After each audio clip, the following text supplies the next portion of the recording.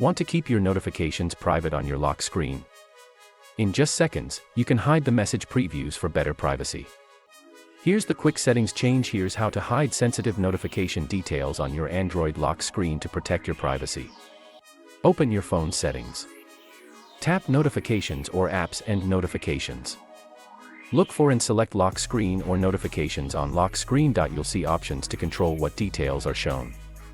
Change the setting from Show All Notification Content to Hide Sensitive Content or Don't Show Notifications at All. With this setting, you'll still see which app sent a notification, but the message preview will be hidden until you unlock your phone. From here you can on/off the notification. Here also you customize the status bar. Now your messages stay private until you decide to see them. If this privacy tip was useful, please hit the like button, it really helps. What other Android setting should I explain next?